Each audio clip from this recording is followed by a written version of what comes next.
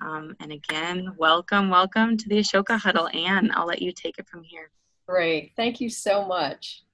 Well, this has been a subject that was inspired as a huddle by Corinne Ostrich from Los Altos United Methodist Church, a community of change makers that we are working with in Los Altos, California, in the heart of Silicon Valley. And we are thrilled to have some of her colleagues among the changemaker group that is at Los Altos with us today as well as Corinne. And her inspiration had been that she's had experiences in her life that caused her to encounter toxic aspects of male identity and I would guess expression, and has really dedicated a lot of her work and time now to trying to find a new path forward to help men toward a more mature expression of their masculinity. And so we thought that with wonderful people that we have as panelists, this would be a wonderful opportunity for us to learn about what have been some of the ideas that have come forward in this field. What have been the techniques that people who have gone down this road a number of times have used effectively to help men toward a more mature expression of their masculinity, a more deep and living and life-giving expression of their masculinity. So we have with us today three fantastic panelists, really excited about the conversation that we're going to have. Let me introduce to you our three panelists. They are first Ed Gurwitz. Ed has over 30 years of experience on the front lines of organizational transformation as a business consultant, as an executive coach, and has worked in such areas as organization design, communication, leadership, mergers and acquisitions where cultures clash and need to be figured out. He's done this in companies and nonprofits. He's also trained as a clinical psychologist and has written thoughtfully about such topics as gender partnership, beyond equality and equity, and about the Me Too movement as well, most recently. So he now serves as chair of the Mankind Project, which is a program offering life-changing personal development for men, helping them lead lives of integrity, authenticity, and service. And that is, we're really thrilled to have you with us, Ed. Thank you so much. Thank you very much. Thank you very much, Anne. And also Bill Clout, who is one of the co-creators of the Mankind Project. And he serves as its visionary at large. And he's written really with a lot of power on issues around understanding male identity, moving forward in a positive way, really answering this call in 1984 was a beginning of a long journey for him. He created something called the New Warrior Training Adventure, which is an initiation for adult men into a healthy masculinity. And through the Mankind Project has served over 75,000 men from hundreds of communities in 12 countries around the world. So this is a massive creation and one that we look to learn from and hear about this morning. Terry Simons Butcher is and did I pronounce it right, Terry? Simmons Booker. Simmons Booker, excuse me. Thank you very much. No problem. Terry Simmons Booker is president of the Illumin Board of Directors and has been trained in counsel practice through the Center for Counsel in Nonviolent Communication. He's carrying on the work of Richard Rohr in men's initiation and male spiritual journey, and has worked extensively with people who are working in this field. He has a Master of Divinity and from the Franciscan School of Theology, and also a JD from the UC Hastings College of Law. So he brings many different talents to this work. His work, which he calls soul work, combines years of experience as both a trainer and a facilitator with his own personal journey and vision quest, and also male rites of passage and contemplative practice. He's also the co-founder of NorCal Males, and as right now as president of the board of Illumin, is leading that organization as well. So, gentlemen, we couldn't be more thrilled to have you all with us. You've walked this road a lot together, and some of you together, and some of you in different areas. So I'd like to first let us talk about the definition When we say that male identity can be toxic, and when we talk about it as mature and healthy, what are the two definitions that you all would put forward of those two things, and help us as a group to understand where you come from on that? Well, I'll start. First of all, I have very mixed feelings about the term toxic masculinity, because it's not the masculinity that's toxic. It is the inheritance of culturally outdated. I say outdated. They were never healthy, but certainly today they're very outdated. Culturally outdated norms and behaviors that men unconsciously adopt. We inherit it as part of the culture we grow up in. And until it's called out, just as with unconscious bias, just as with unearned privilege, until it's called out and distinguished, it's sort of tacitly, it's just considered the way it is. So for me, toxic masculinity is masculinity that operates out of those outdated norms and behaviors, that operates out of unacknowledged bias and unearned and unacknowledged privilege, and just sort of accepts it that, well, of course, that's just the way it is. Healthy masculinity, on the other hand, first of all, is conscious. It's aware. We're aware of our biases. We're never going to be rid of them. We're aware of our privilege. We use that privilege for good, which is what we work with men in corporations about, is you've got the power, now you're either going to use it to dominate and oppress people, or you're going to use it to advance people. And it's a combination of the head and the heart. And for most men, part of toxic masculinity, if you want to call it that, is an overbalance toward the head and an under appreciation of the heart. And I'll leave it at that. That was an excellent definition of toxic masculinity, and kind of like Ed, I simply don't use those words. I don't go there by and large. And I think of healthy masculinity as being heart-centered, just that simple.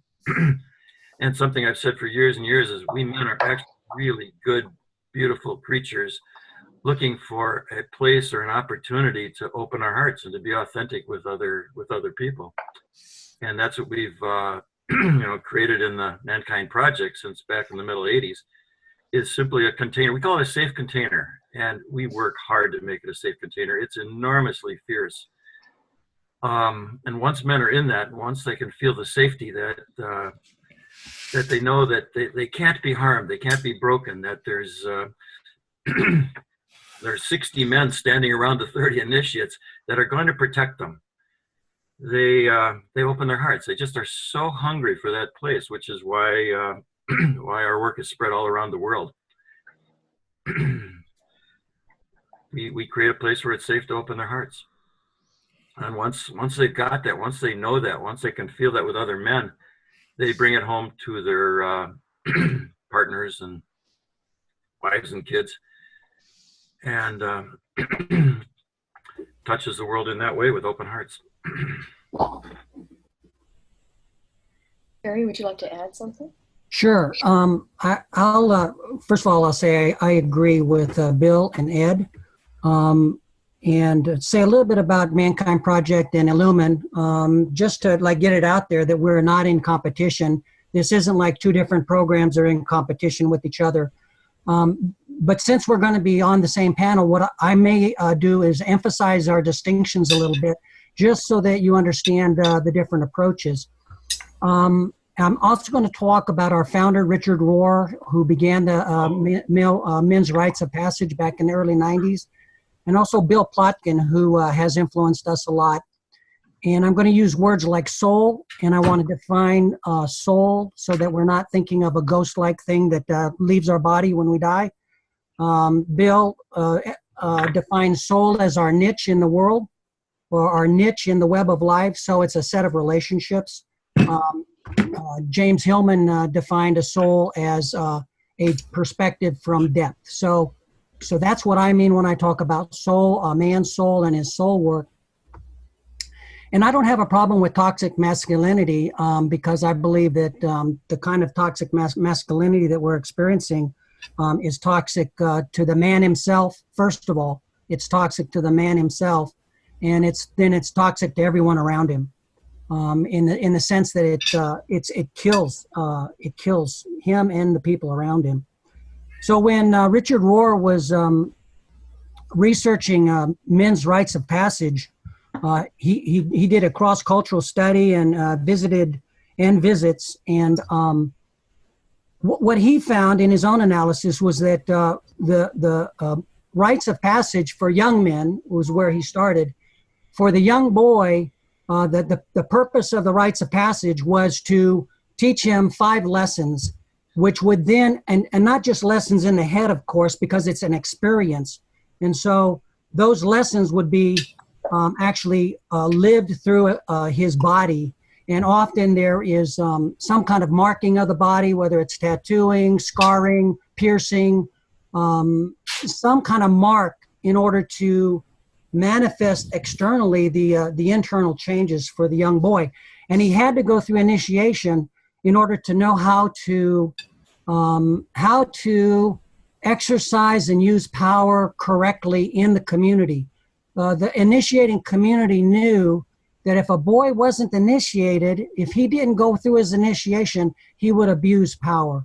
And so that's where we start, is that men who are not what we call initiated tend to abuse power, first over themselves and then with the people around him. And I'll end by just talking about initiation. Although we use it for a specific experience and a ritual and an event, we also believe that life initiates us. We're all initiated by life because we all are going to die. We're all going to face our death, and we can either be awake to that or not, but it's going to happen. So initiation, developing an initiatory rite, is a way for the community to focus and create a container for that, for the awakening to that initiation.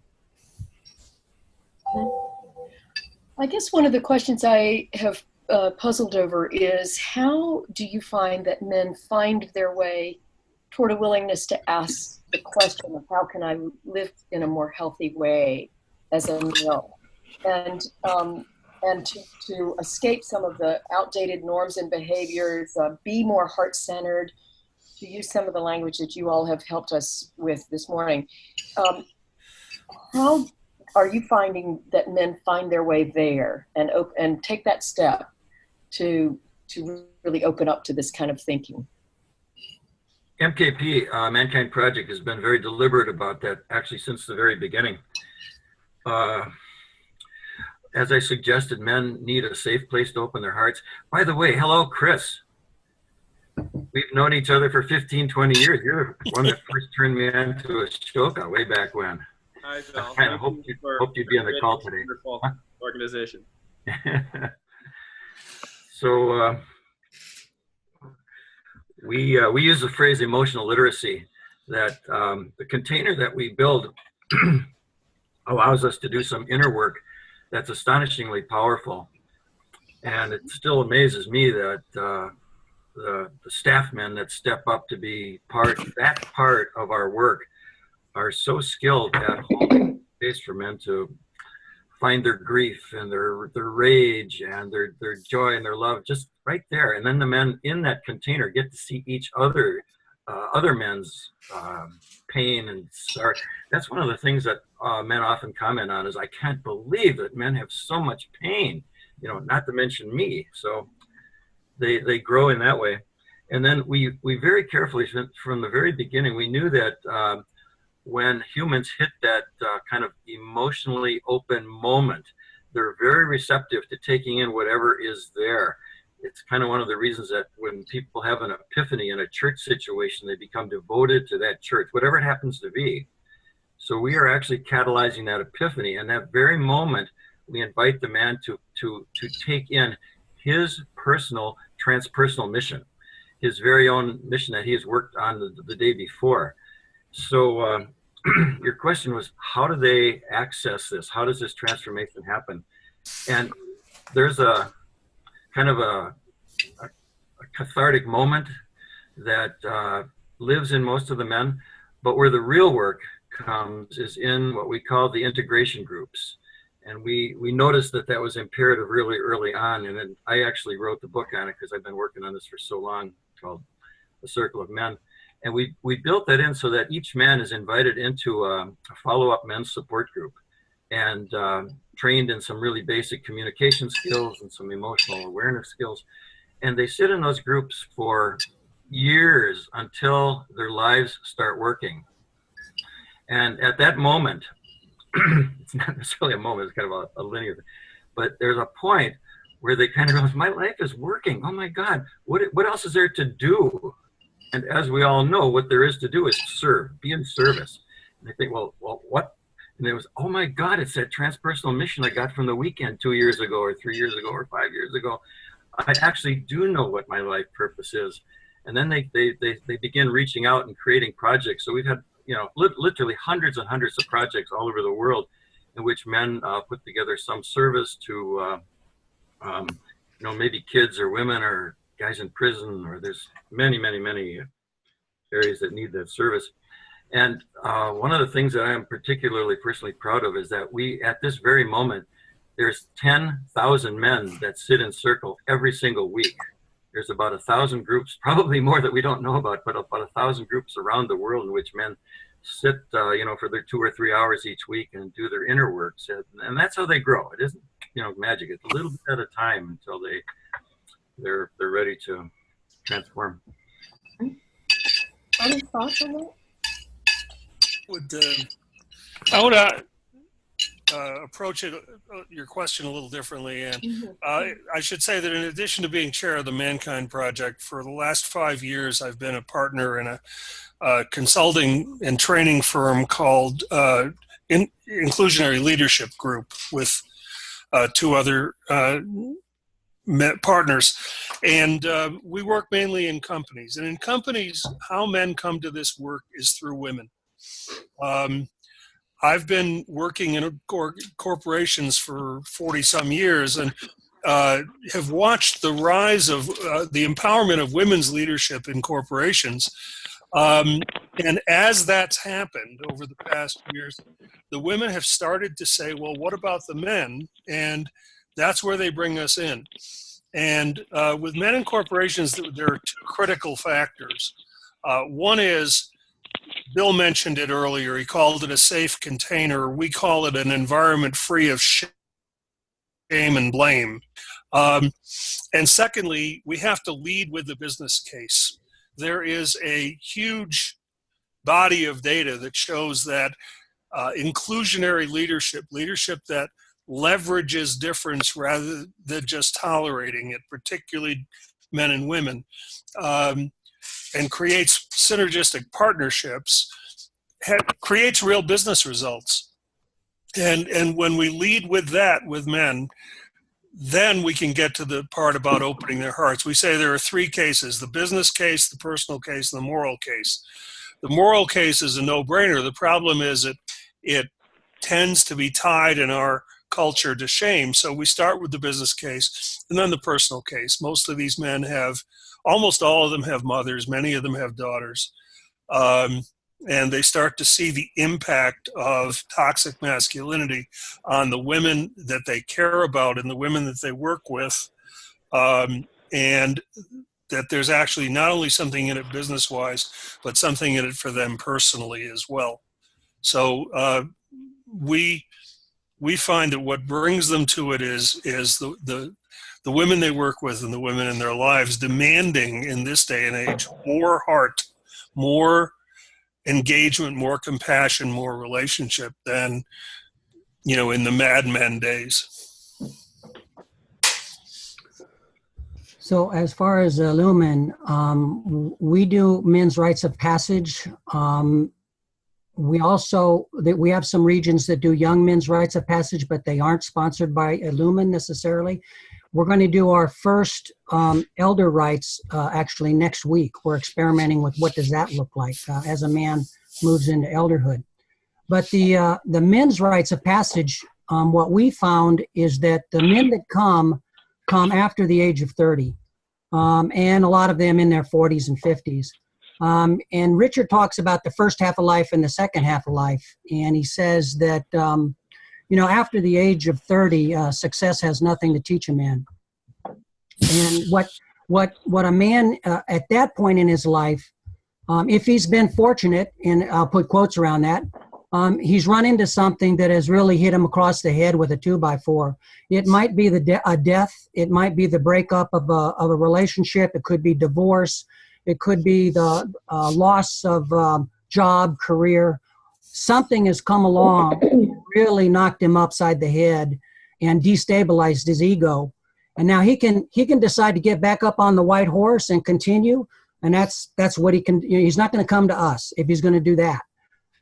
But if he wants to take another good look at his life and figure out, okay, what's my work to do in the world? Now that I have run into this block, this thing that has really challenged my whole idea of what it means to be a man, and what it means for me in my life to be a man.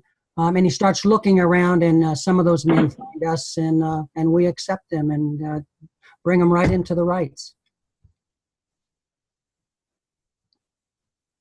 And as you all have thought about the strategies that you follow, I know you've obviously learned by doing, learned from the things that you've tried. What are the things that you're finding stick with you the most as the techniques that really help people get to the point of being willing to invest themselves in mentorship and the growth that your programs offer?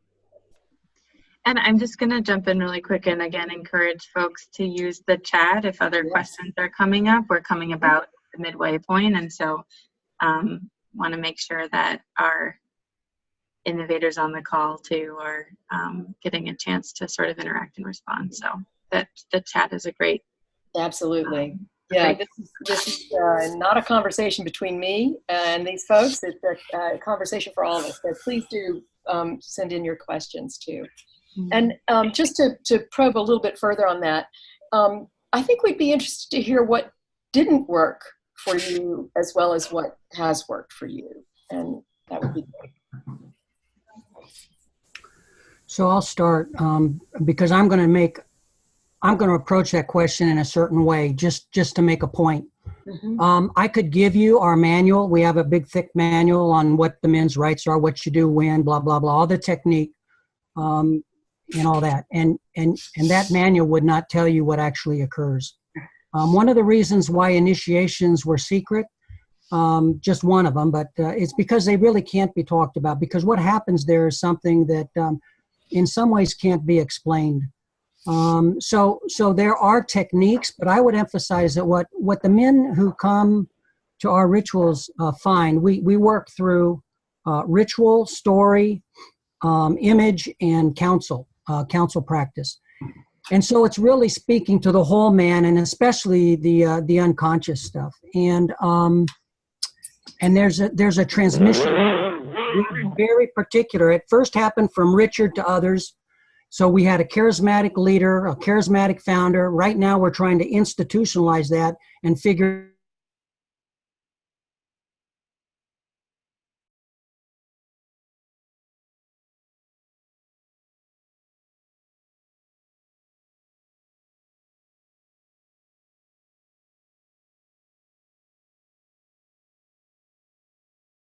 space is created, that the container is created in which the transformation can happen. So I would emphasize that it's really a transmission, and it's a transmission from man to man. I call it receiving the gaze.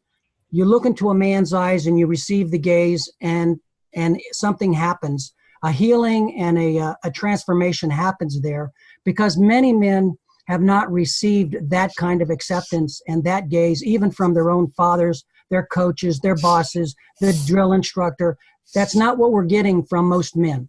And so what we're trying to do is to create a space in which a man can fully show up and be fully accepted for who he is.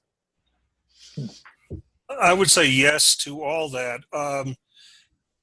What we've found in our work in MKP, first of all, is we've got to create a safe space. When men arrive at the weekend, they've got to know that they are safe, and we do that in a variety of ways, including just in a very structured, making sure that a man knows where to go and what to do. But at the same time, that we are not judging, that we're there for them, and it's that heart connection, it's the empathy and the compassion that I think ultimately, whether it's in a business setting or a weekend setting, for men to understand that we are not presenting ourselves as we know and you don't. We're presenting ourselves, we call ourselves allies in training. We never will claim the title of allies because we're on a journey together. And you asked what hasn't worked, Dan. We don't have enough time on the call, but the main one that comes to mind is when we first started doing the corporate work, we essentially retrofitted women's leadership work, and it doesn't work. Men need an entirely different approach that has the kind of characteristics I've said, the heart, the safety, the lack of shame and blame.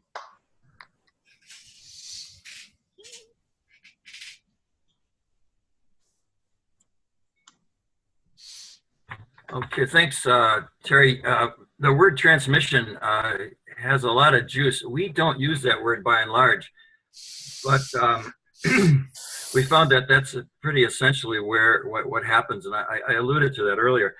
In our training events, which run like a long weekend, we've got so many staff that they're tiered so that the full leaders cover everything, the co-leaders cover everything, and the leaders in training cover the next level, and then the mid-range, and then the rookies, and each of them guides the others so that and it's so smooth that most of the initiates come out of it, the new brothers, and they don't know who the leader was.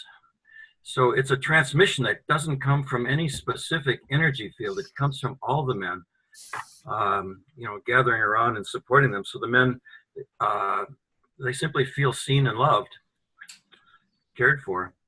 And that then rolls into the integration groups, into the men's support groups, in which there, again, it's a safe place that men have rarely experienced in their lives. And I've watched this now for 30 some years, and it doesn't take more than a year or two, and guess who the best friends are of the men in those groups? They find something there that's so open and transparent and loving and connecting that they just, what could be more obvious? They just become the best friends. I'd like to turn to Corinne. Corinne, are there questions that at this point you'd like to interject into the conversation? I think specifically, I would ask Ed, what have you found when working specifically in the business industry? How do you get a business first to agree that they have a need for your program, and then to present it to them in such a way that you want to let them know they can benefit from your program? How do you navigate that first interaction? Well, first of all, Me Too and its time have done a lot of the work for us. The Me Too movement has made it an imperative for business. And when you see the number of business leaders, the most recent one being Les Moonves at CBS, who are ending their careers on a very sour note for them because of past behaviors, companies are realizing that they can't tolerate this anymore. So they'll come to us for that reason. We have a learning model of, early adopters, learners, and laggards. We're not interested in the laggards at this point. The job is too big. We're looking for the early adopters, and we found many of them. And as I said before, in many cases, it's the women's, either the diversity and inclusion department or the women's employee resource groups, ERGs, that initiate the contact with us. We were at a company a couple of weeks ago, major company down where you are, Corinne, in Silicon Valley, where the diversity and inclusion staff brought us in to spend a day with them working on the D&I strategy, and where they ended up was that they don't need a D&I strategy. They need the strategy of the company to be diversity and inclusion and to go to work there. The second thing is that when we can, we always go in at the highest level possible. We believe that the most senior management are the engine that drives cultural change. And this goes also to a question that Valerie asked on the chat, that the senior management are Valeria, I apologize. The senior management are the engine that drives the change. The middle management, to use an automotive analogy, are the drivetrain. They're what turns the wheels and where the rubber meets the road. So, we try to get in as high up in a company as we can. And if we get a company, and there are some, where senior management is really woke, to use the current term, then we find we can make a lot of progress. Did I answer your question? Yes, thank you. Thank you. And to build on this question too about the system that you're trying to shift, where young men develop a different attitude from the very get-go, and let's imagine that the world is a different world. What if young men were to have the approach that you all are speaking about nurtured in them? What would that look like? And what can we do in the system of our society to better enable this from the very start for young people, but also within institutions that exist in our country that are dealing with the 30s to 50-year-olds? How can we encourage a more systemic shift? Any thoughts on that? And actually, I might jump in just like to give a little bit of an Ashoka frame or a spin on this. And this is so beautiful because I feel like so often sort of social impact or social innovation spaces, like the places that are thinking about systemic shifts, don't always go directly to the heart-centered language, and we need both if we're really talking about cultural change that starts at such a human level and such a human conversation. And so these kinds of conversations are the right ones. And just to share a little bit of, just to give a bit, when Anne's talking about systemic change or systemic shifts, or we're talking about culture change, I actually might just chime in with like a one minute on like how Ashoka thinks about this and what I'm even noticing here in this call. So I'm actually going to share my screen, if that's okay. I was just reminded of, we talk about this with our fellows, but like we see like any impact, this blue line, like any impact that you can create with just your organization or just your model or just your program and just the companies you're working on, right? Like it's not enough. Our hope when we're talking about systems change, we are trying to, we see our fellows trying to create ideas and models that other people can grab onto and start working with themselves, right? And so if you're not trying to be the king of the hill, also a very like classic masculine term even, but rather trying to be the hill upon which others build. And so actually even in the way that Ashoka is trying to work with fellows to think about their role, it's also like almost rethinking about what what that classic masculine like frame of leadership even looks like redirected. And so I'll just show this one other graphic because I'm just seeing this happen in this call. It's like, what about the young men, and what about parenting, and what about working in companies? Like, we are always working with our fellows to move them down toward the right as far as what their work and what their partnerships look like. That this work, like the kind of culture change of getting toward a world with healthy expressions of masculinity and of heart-centered work regardless of gender, we need a coalition of people and organizations that aren't held together by any one person or any one thing or any one lever, right? It's not just about young boys. It's not just about our elders. It's not just about rites of passage. It's about trying to find the glue that unites us around a vision. And so I just offer those for the visual learners in the room, and also as a frame, like where I'm seeing this heart conversation and these like frameworks for what culture change looks like really coming together in this conversation. So I just offer that in context to Anne's question around young boys, but perhaps even opening it further at how do these different levers speak to each other, and what's needed to start gluing those solutions into, you know, what culture change really looks like. Yeah, you said some really important things in there, Brittany. One of them is that there will not be a king of the hill in culture change. It's got to be what in my work in South Africa I learned is called Ubuntu, which is a philosophy that basically says we're all in this together, and if all of us don't win, nobody wins. So it's got to bring along all those different groups. My partner, my third partner in an inclusionary leadership group is a millennial.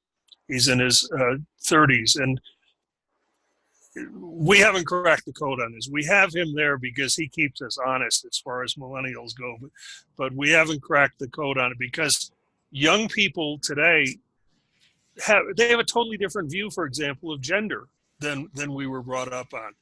You know, it's not that they're free from bias, it's that their biases are different. And we have to learn how to engage with that and include all of that. So it's a great question. I agree with everything you put up there. The other thing is we're very engaged in the study of integral leadership, Ken Wilber's work in MKP, because exactly what you said, that it's got to be all of it. It can't be any one part of it. Just an MKP observation is that the young guys coming in, we discovered some years back that they found our work to be slightly obsolete. So we actually got our arms around that and created a whole subset called the Young Warriors, and they reworked the training for themselves in a way that actually works. And I'm one of the old timers, so these are my kids and grandkids coming in now. It thrills me that I get to go to these welcome homes and bless these fabulous young competent men coming in, and I point out that they weren't even born when we started this work. So there's something fabulous going on that is allowing the old dysfunctional hierarchical behavior to go away. So I'll speak for Illumin. Illumin probably doesn't have a theory of social change necessarily, or even that kind of a goal. But there is one that's kind of implicit, and it has to do, our roots are Judeo-Christian, and so the image of yeast or the image of salt is probably would be where we start with social change. I learned that, for nonviolent social change, that you don't need to have a whole population support a nonviolent revolution. What you need is 3% of the population. They've done studies. All you need is 3% in order to affect a nonviolent regime change or revolution. So, we emphasize two things, I guess I would say. One is that each man has to find, and each woman, but we're working with the men. Each man has to find his soul work and find out why he is here on this earth, and to engage that. And then what I would say to everyone who's on the call is go find that, start close in, like the poet David White says, just start close in. What's close in? I know, as an example, with the question about young people's initiations and things like that, my daughter works with a group called Gaia Girls, which takes girls in their teens, early adolescence out into the nature-based education. We have a man in my community who works with Wilderness Torah, works with young boys 9 to 13. So there's just an amazing amount of stuff going on out there. So find it, support it, get awake to the fact that human beings, I'll use Bill Plotkin's model, human beings go through about 8 stages and 8 initiations from birth to death. And we need to wake up to those initiations and take our place in each one of those stages. Right now, according to Bill, our culture is stuck in adolescence, and it's not even a healthy adolescence. Questions from others on the call?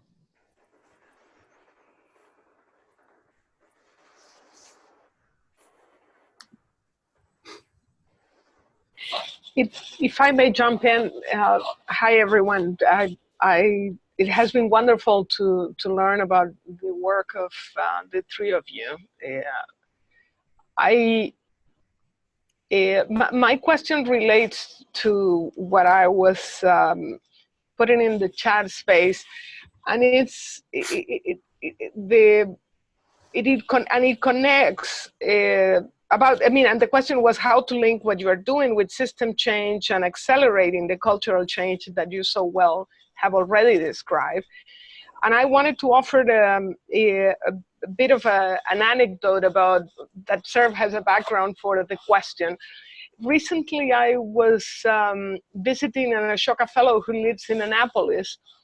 And he shared that he's working with retired admirals and high officers from the Navy on this kind of conversations. I don't know if he might be already linked to one of your projects, but what it caught my attention was that he was saying all this retired Navy people, they get involved in the circles and they open for the first time in their lives to things that before they weren't able to do, or they perceived that they were unable to do.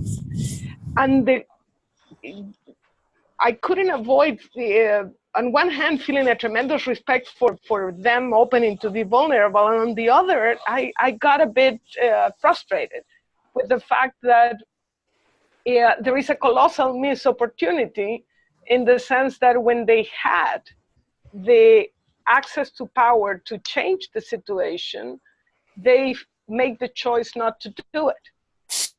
And then they move on outside the institutions and they focus on their personal growth. And in this case, it's the Navy, but we could name corporations and corporate executives that feel that way. We could name women and men that feel this way in different contexts. And all of this point to how do we make sure that the kind of interventions that you are advancing that focus on personal growth and the kind of networks that you build that create that safe container, they also touch on the changing of the organizations, of extending the Ken Wilber kind of insights to creating a different kind of organizational culture that in itself become a safe container. And I know I'm asking for heaven, but well, it's something or something close to it. Valeria, I've been in organizational change. That's been my career for about 45 years, and I wish I had the answers to those questions because we've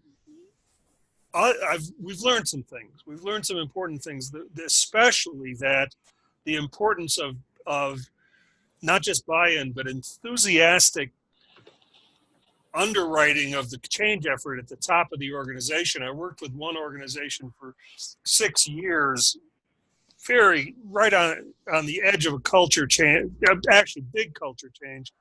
the CEO left, the new CEO came in and destroyed everything we had done because it wasn't his. So that's that aspect of toxic masculinity where it's, it's territorial. I've got to, if I haven't lifted my leg on all 4 corners of the square, then it's no good. I do know this. When I started out as a young man, I was a revolutionary. And I've kind of changed my view on that because I don't think culture changes by revolution. I think it changes by evolution. And going back to what that diagram Brittany put up, we've got to reach that tipping point. That's why I'll work with the early adopters and the learners. The laggards will come along as we reach the tipping point. It's not a very good answer, but it's the only one I got. And have you done any work, for example, helping people in the arts or in mass media to talk differently about masculinity with that twist that is not about shame and like pointing fingers, but actually incentivizing people to explore new ways of relating to one another? Very recently, BuzzFeed did a series for Netflix called, oh God, I'm blocking on the name now. It'll come to me. The 4th episode of that was on the men's resistance movement and featured MKP as an alternative to that. I'll look up the title and put it in chat. Okay. Yeah. And I think that one of the questions too that's on many minds is the question of, how can we make this more visible? How can the kind of work that you all are doing, how do we bring it into the mainstream, into the norm, that it becomes an acceptable and almost a preferred pathway for men? And I would say, as an additional question, I'd love to hear some thoughts on is, what is the role of women in this, particularly now in the age of Me Too? A lot of people, a lot of women are stepping up and saying, this has happened to me too, but what can we do to go beyond that? To help this sort of cultural change and shift that we're trying to affect here through the kind of work that you all are doing. So I'd like to start with the last part of that question, because I think there is something that women can do. I'm going to riff off something that Brene Brown shared. She's a University of Houston professor who has done a lot of work on shame and vulnerability. She says that shame shows up in men and women the same as far as the sensations, but the meaning and the expectations around it are very gender specific. And for men, the messaging around shame is that to never ever be perceived as weak. Never ever be perceived as weak. That's like a death sentence for a male, and then we'll bring up that shame, that horrible shame. And so in her teachings around that, she had this experience of realizing that the way that women are hooked into that because of our culture, it's one culture that we all, and how much we want to continue to support it, I don't know. I think that's a legitimate question about where we want to put our attention and energy, especially at this time. But she says that women, well, let me just back up. So in order to not experience that shame as a young boy, I decide that I will never be perceived as weak. And the way that comes across socially is I'm going to never cry, never show up and be afraid, and basically suppress all my those kinds of emotions, except for perhaps anger. And that gets reinforced in the culture. The images, the stories, the movies, everything reinforces those images. And what Brene, to get to her point, what she found is that around this is that women will often rather see their partner, if they have a male partner, rather see their male partner die on their white horse than fall off it. It's very difficult to allow a man to have those experiences and to fall apart in that sense. I'll put quotes around that, but to actually have his world fall to pieces so that it can be transformed. It's very difficult sometimes for a woman to sit by a brother or a husband or a partner and watch that happen, because women have a lot invested in it. And so I would put that out there as the way that women can support men as we would deal with these things, is that, take a look at yourselves. And if your partner or your brother or your father or someone is having a really hard time, watch what happens within yourself, and really pay attention to, how do you support that man as he's going through that experience. Thanks, Terry. That's actually one of my favorite Brene Brown pieces. My wife and I teach that in our current work. And I want to jump back a little bit. One of the things that our primary spiritual mentor, Robert Bly, taught us way back in the early 80s from his observations, he said men were getting soft, and they just, because the dads weren't there adequately, they were kind of being raised by their moms, and they needed to be initiated into healthy masculinity by men.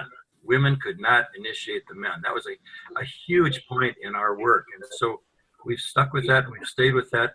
And we've been very, very careful to not move into doing anything other, so to speak, than initiating men in a good way. So having made those decisions has allowed us to stay really, really focused.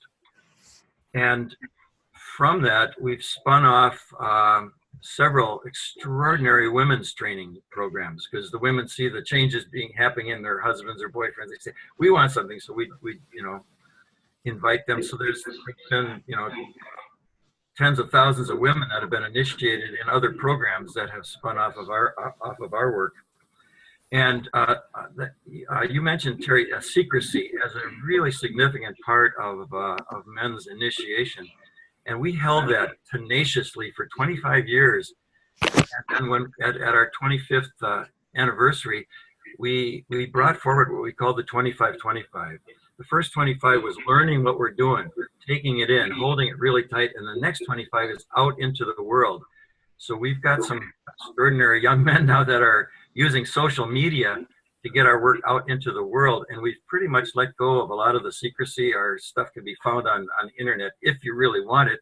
But when men invite other men, they say, I suggest that you really allow this to be new and fresh, so that you can get the maximum benefit from it.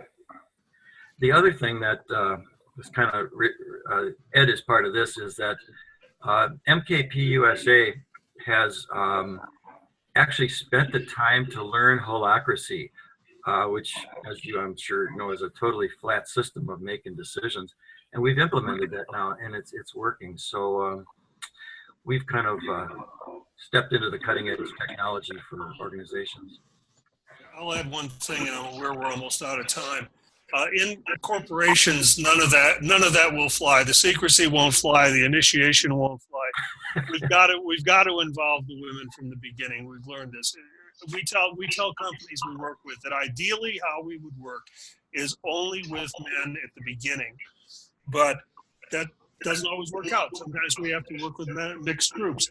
But either way, where we're aiming toward is a dialogue in which women can tell the men, and the men have the equipment to listen to what it's like to be a woman working in XYZ corporation and what they've had to go through.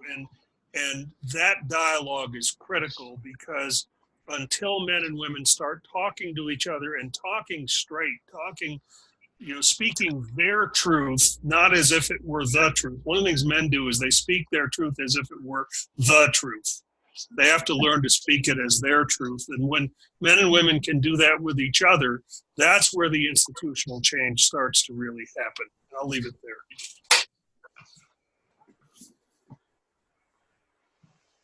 One final piece that I wanted to share with you all as we close out, and want to thank everybody for being so much of the heart today as you've spoken and shared your thoughts. And I know that those of you who've been present on the line, revealed in our questions are a lot of the the pain that is felt out in the world because of this challenge. So I'm going to just read for you quickly a poem that Terry sent to me that I think was really wonderful.